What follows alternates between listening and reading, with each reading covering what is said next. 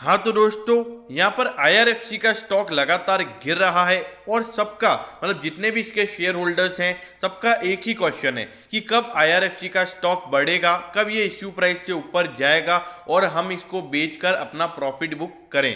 क्योंकि सबको ऐसा लग रहा था जब इसका आईपीओ आया था कि लॉन्ग टर्म के लिए बहुत अच्छा स्टॉक है और अभी लगातार गिरता जा रहा है। तो सबके मन में क्वेश्चन आ रहा है कि क्या ये शेयर 20 से नीचे तो नहीं चला जाएगा, 15 तो नहीं चला जाएगा। तो इस वीडियो में हम उसी के बारे में बात करने वाले हैं। तो चलिए शुरू करते हैं।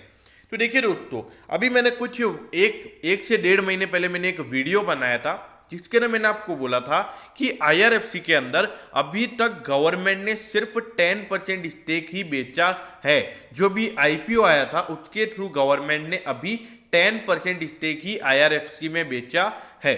और दोस्तों, आपको पता होना चाहिए कि अकॉर्डिंग टू सेबी रूल्स किसी भी गवर्नमेंट कंपनी का गवर्नमेंट का स्टेक 75% से ज़्यादा नहीं हो सकता। अगर वो कंपनी लिस्टेड है तो इसका मतलब ये है कि 15% स्टेक यहाँ पर गवर्नमेंट और आईआरएफसी का बेचेगी आने वाले 6 से 7 महीनों में या फिर 1 साल में भी बेच सकती है। तो इससे क्या होगा, अभी 10% स्टेक से इसका मार्केट में शेयर्स का सर्कुलेशन इतना ज़्यादा हो गया है कि 15% स्टेक अगर और आएगा तो सप्लाई इतना ज़्यादा हो जाएगा कि जितनी तो डिमांड भी नहीं है मार्केट में, तो उससे डेफिनेटली शेयर का प्राइस गिरता हुआ आपको नजर आएगा।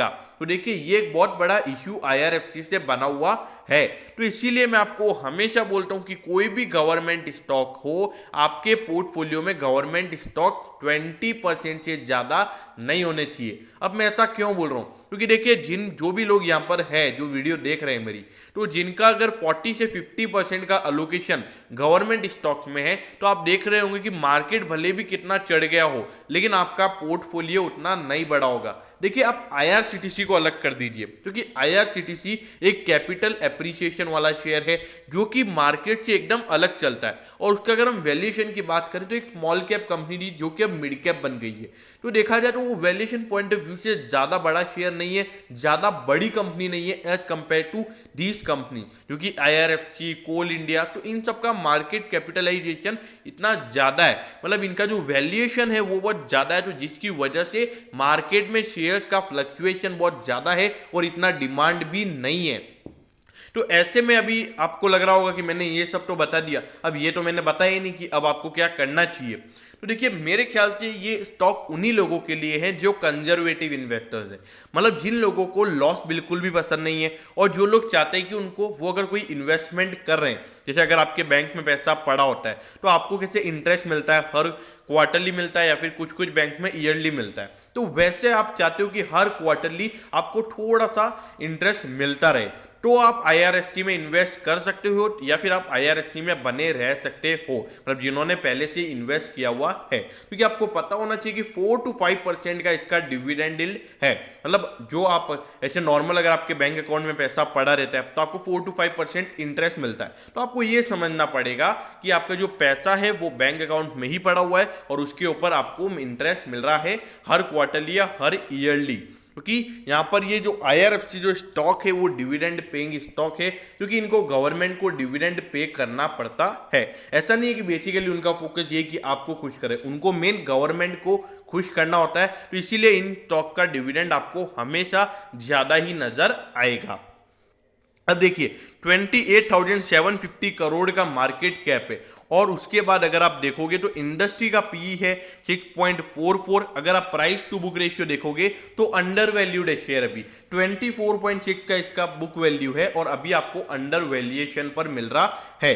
लेकिन अगर आप डिलीवरेबल पे नोटिस करोगे तो 52.83% के डिलीवरेबल्स है। मैं इसको कुछ दिनों से नोटिस कर रहा हूँ, हर रोज इसमें 50% से ज़्यादा के डिलीवरेबल्स देखने को मिल रहे हैं, क्योंकि एक नोटिस है कि बहुत अच्छी खासी डिलीवरी इस शेयर में उठाई जा रही है। अब देखिए, इसके बिजनेस मॉडल में कुछ भी इश्यूज नहीं है। अगर बिजनेस देखोगे, हर साल आपको बिजनेस बढ़ता हुआ नजर आ रहा है और हर साल आपको प्रॉफिटेबिलिटी बढ़ती हुई नजर आ रही है। देखिए, इसका पूरा जो धंधा है वो रेलवेज के एक्सपेंडिचर्स के ऊपर डिपेंड है और रेलवेज का एक्सपेंडिचर्स हर साल बढ़ रहा है और वैसे ही इसकी प्रॉफिटेबिलिटी और रेवेन्यू भी हर साल बढ़ रहे हैं। अब देखिए दोस्तों, यहाँ पर एक बहुत ही फेयर वाली बात है, क्योंकि 26 का इसका इशू प्राइस था, 26.2 का इसने हाई बनाया है और 22 पे अभी शेयर ट्रेड हो रहा है। मतलब 4 रुपए डिस्काउंट पे ये शेयर अभी ट्रेड हो रहा है। मतलब अराउंड 15% का करेक्शन इसके इशू प्राइस से अभी हमको देखने को मिल गया है। अब देखिए, ऐसे में यहाँ पर रिटेल इन्वेस्टर्स को क्या करना चाहिए। देखिए, सबसे पहली बात, अगर आपका IRFC या कोई भी टोटल गवर्नमेंट स्टॉक का अगर आपके पोर्टफोलियो के अंदर 20% से ज़्यादा अगर आपका अलोकेशन है, तो मेरे ख्याल से आपको अपना अलोकेशन शिफ्ट करना चाहिए। देखिए, मेरे ख्याल से तो 20% से ज़्यादा अलोकेशन आपका गवर्नमेंट स्टॉक्स में नहीं होना चाहिए, क्योंकि उससे क्या होता है कि आपको कैपिटल एप्रिसिएशन कम मिलता है। क्योंकि अगर आप इन्वेस्ट कर रहे हो पैसा, तो आपका मेन मोटिव डिविडेंड पाना नहीं होता है, आपका मेन मोटिव होता है कि आपको अच्छा कैपिटल एप्रिसिएशन मिले। क्योंकि अगर आप डिविडेंड के बेसिस पर सिर्फ इन्वेस्टमेंट करोगे, तो इससे अच्छा आप FD में पैसा डाल दीजिए, क्योंकि FD में आपको 5 से 6% का इंटरेस्ट मिलता रहेगा। सेविंग डिपॉजिट में रख दीजिए, 4 to 5% का, अराउंड 4% का इंटरेस्ट सेविंग डिपॉजिट में मिल जाता है, तो आप उसमें ध्यान दीजिए। क्योंकि अगर आप इन्वेस्टमेंट कर रहे हो, तो आपका मेन फोकस जो होना चाहिए, मतलब 90% आपका फोकस होना चाहिए कैपिटल एप्रिसिएशन पर, जो कि आपको IRFC इतना नहीं करके दे सकता। देखिए, एक बार के लिए वो इश्यू प्राइस के ऊपर जाएगा, ऐसा नहीं बोल रहा हूँ नहीं जाएगा, लेकिन यहाँ पर आप अपना एवरेज कॉस्ट कम मत कीजिए। अब मैं ऐसा क्यों बोल रहा हूँ, क्योंकि देखिए, अभी अगर ये 26 रुपीज़ पे आपका सपोज IPO का अलॉटमेंट है और किसी ने इसको लिस्टिंग पे बाय किया होगा 25-24 के लगभग, लेकिन इसमें लगातार आपको गिरावट होती हुई नजर आएगी और आप लगातार इस शेयर को खरीदते चले जाओगे, तो उससे क्या होगा, एट दी एंड आपका एवरेज कॉस्ट आप कम करते चले जाओगे।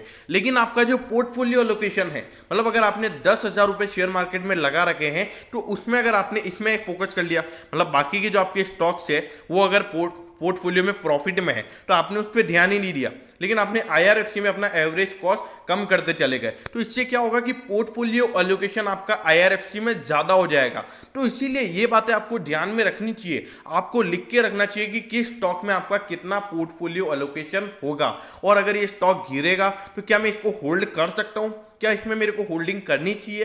तो ऐसे थॉट प्रोसेस आपके मन में आने चाहिए। देखिए, अगर आप कोई बैंकिंग स्टॉक भी है, तो बैंकिंग स्टॉक भी आपके पोर्टफोलियो में 50% से ज़्यादा नहीं होने चाहिए, क्योंकि अगर बाई चांस मार्केट अगर गिरता है तो सबसे ज़्यादा बैंकिंग स्टॉक्स ही गिरते हैं, लेकिन अगर मार्केट चढ़ता है तो सबसे ज़्यादा चढ़ने वाले शेयर ही बैंकिंग वाले ही होते हैं। लेकिन ये थॉट प्रोसेस हमको बनाना पड़ेगा, क्योंकि अगर मार्केट गिरता है तो हमारे शेयर में कुछ ऐसे शेयर्स भी होने चाहिए, गवर्नमेंट स्टॉक्स होने चाहिए, इंफ्रास्ट्रक्चर स्टॉक्स होने चाहिए, पूरा बैंकिंग पे हमको निर्भर नहीं रहना चाहिए और पूरा गवर्नमेंट स्टॉक पे भी हमको डिपेंडेंस नहीं रखना चाहिए। देखिए, बिजनेस मॉडल्स में कोई भी इशू नहीं है, लेकिन फिर भी मेरे ख्याल से आपको यहाँ पर अपने आप को रोकना पड़ेगा।